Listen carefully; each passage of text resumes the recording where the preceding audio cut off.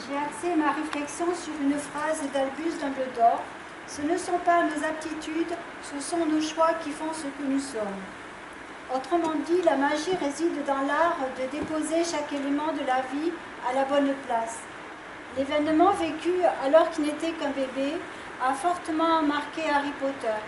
Présent à l'assassinat de ses parents malgré son jeune âge, Harry a enregistré dans sa mémoire les moindres faits et gestes de celui qui les a assassinés. Il a survécu seul au sortilège de la mort généré par Voldemort, et voici ce qu'il garde en mémoire. Perdre ses proches, on n'en guérit jamais. Mais la vie continue et nous sommes là. Pendant toutes les années de son enfance et de son adolescence, Harry repasse dans sa tête le film de cet horrible événement. Ses parents ne sont plus là pour apprécier ses actes, mais il est guidé par une force, un héritage, un courage exemplaire soutenu par l'amitié. Devant le miroir de Risée, Harry voit son rêve le plus cher, ce qu'il souhaite le plus au monde, revoir ses parents. Le miroir nous montre le désir le plus profond, le plus cher au fond du cœur, mais il n'apporte ni la connaissance ni la vérité. Le miroir est une projection de ce que l'on veut voir pour se complaire dans ses rêves en oubliant de vivre. Ce n'est pas bon de ressasser tes rêves, Harry. Mieux vaut s'en séparer à jamais, insiste Dumbledore. Mais ce que nous sommes aujourd'hui vient aussi de ce passé que l'on porte aussi lourdement qu'il nous porte. Il nous permet de nous construire. Il est la richesse de notre avenir et ne doit pas nous empêcher d'aller de l'avant.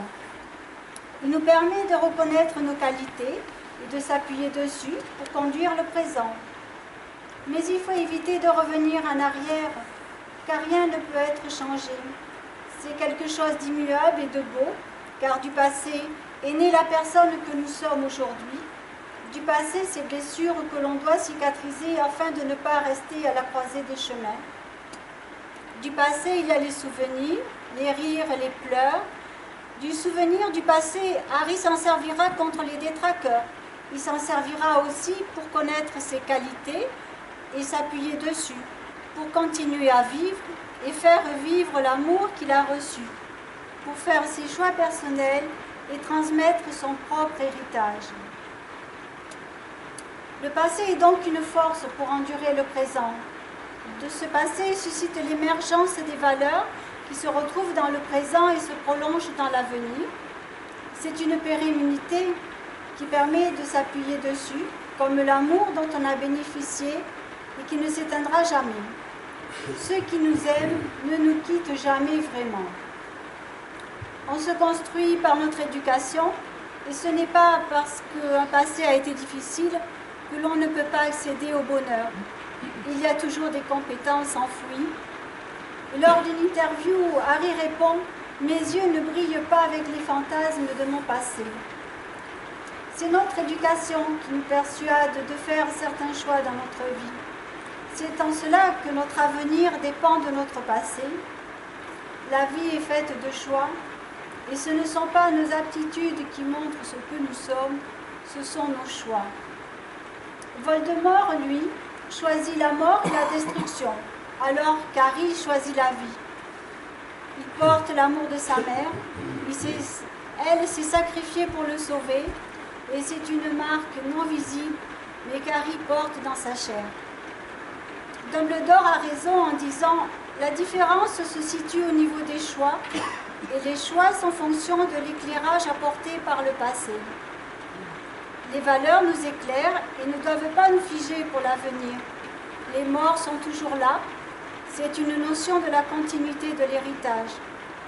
De son père et sa mère, Harry porte le flambeau et transmet la lumière. Le sorcier Rémus Lupin met en garde les élèves contre les détraqueurs. Ils se nourrissent des peurs les plus secrètes de chacun. Ce sont des créatures immondes qui se servent des meilleurs moments, des meilleurs souvenirs, jusqu'à ce qu'il ne reste en mémoire que les pires moments de la vie. Les détraqueurs tirent leur pouvoir de la souffrance des autres. Les détraqueurs affectent Harry plus que les autres, car il y a des horreurs dans sa vie. Mais Harry n'est pas un faible. Dumbledore fait part aux élèves que l'on peut trouver le bonheur même dans les moments les plus sombres. Il suffit de se souvenir d'amener la lumière. Allumer la lumière, car on peut puiser dans la lumière.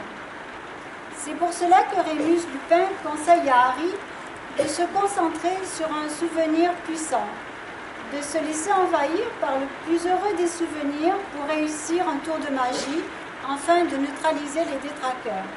Il s'agit d'Expecto Patronum. Harry pense alors très fort à ses parents. Il les revoit et en réussissant ce tour de magie, Harry vient se hisser à la hauteur de son père. C'est un conseil qu'Harry transmettra à son tour lorsqu'il donnera des cours de combat aux autres élèves. Parfois, Harry a des doutes. Il a peur de devenir quelqu'un de mauvais, d'être possédé par le mal, par le biais de sa connexion avec Voldemort. Mais Sirius Black, son parrain, le rassure.